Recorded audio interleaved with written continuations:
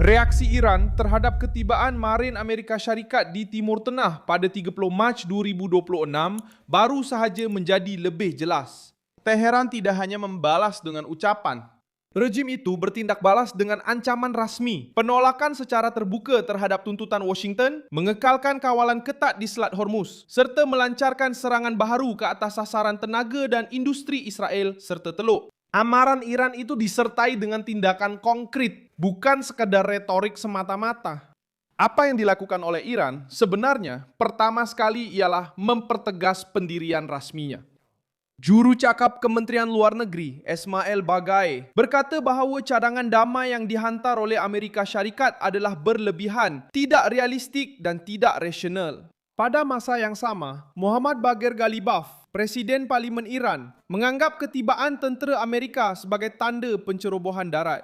Dan beliau menyatakan, menurut Associated Press dan media rasmi Iran, bahawa pasukan Iran sedang menunggu kemasukan askar Amerika ke dalam wilayah Iran.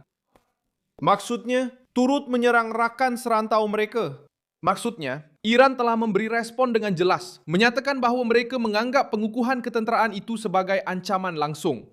Kedua, Iran terus memberi tekanan ketenteraan ketika tentera Marine tiba. Secara praktikal, perkara ini telah berlaku. Pada 29 Mac, sebuah kawasan perindustrian di Neotrovav, berhampiran Beersheva, telah terkena peluru berpandu Iran atau serpihan daripada pemintasan.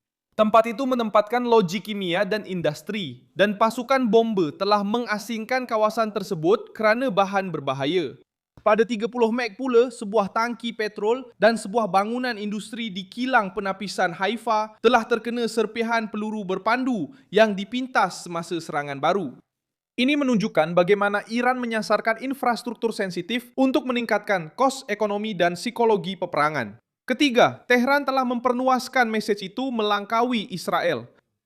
Associated Press melaporkan bahawa dalam kitaran peningkatan yang sama, Iran telah menyerang sebuah loji tenaga dan penyahgaraman di Kuwait. Sementara Arab Saudi telah memintas 5 peluru berpandu yang diarahkan ke wilayah timurnya, kawasan penting bagi industri minyak. Terdapat juga pemintasan peluru berpandu di atas Dubai. Dan satu lagi, peluru berpandu balistik Iran telah memasuki ruang udara Turki sebelum ditembak jatuh oleh pertahanan NATO di Mediterania Timur, menurut Reuters. Ini menjawab persoalan di mana reaksi ini sedang berlaku, bukan sahaja di wilayah Israel, tetapi di seluruh kawasan strategik Teluk dan sekitarnya di rantau ini.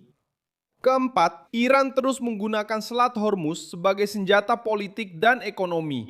Dalam nota yang dihantar kepada Majlis Keselamatan PBB dan Pertubuhan Maritim Antarabangsa, Teheran memaklumkan bahawa hanya kapal yang tidak bermusuhan dibenarkan melintasi selat itu, dengan syarat mereka menyelaraskan perjalanan dengan pihak berkuasa Iran.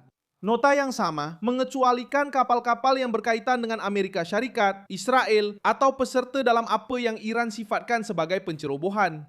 Secara praktikal, ini mengesahkan bahawa reaksi Iran merangkumi kawalan terpilih terhadap pelayaran di salah satu laluan paling penting di dunia. Ia bukan sekadar ancaman ketenteraan, tetapi juga tekanan langsung ke atas tenaga, perdagangan dan bekalan global. Kelima, rejim itu memberi isyarat bahawa mereka mungkin akan meningkatkan lagi perpecahan politik. Reuters melaporkan bahawa Parlimen Iran sedang mengkaji kemungkinan untuk keluar daripada perjanjian ketidakproliferasian nuklear. Pesan itu jelas, jika kehadiran tentera Amerika terus meningkat dan perang berlanjutan, Iran juga boleh bertindak balas dalam bidang nuklear dan diplomatik. Di pihak Amerika, ketibaan marin dan tentera daripada Divisi 82 Lintas Udara telah memperluaskan pilihan Washington, termasuk untuk operasi yang berkaitan dengan Hormuz, Pulau Kark dan Al-Fus di dalam wilayah Iran, menurut Reuters. Inilah sebabnya reaksi Teheran begitu keras. Rejim itu memahami bahawa ini bukan sekadar pengukuhan pertahanan. Bagi Iran, kehadiran aset ketenteraan berhampiran ini membuka jalan kepada fasa perang yang lebih agresif. Dan kenapa? Kerana Teheran mahu menunjukkan bahawa sebarang langkah ke arah pencerobohan darat akan mendapat tindak balas serantau, ekonomi dan ketenteraan. Iran telah bertindak balas dengan langkah-langkah konkret untuk menunjukkan bahawa mereka berniat menaikkan kos peningkatan ketegangan.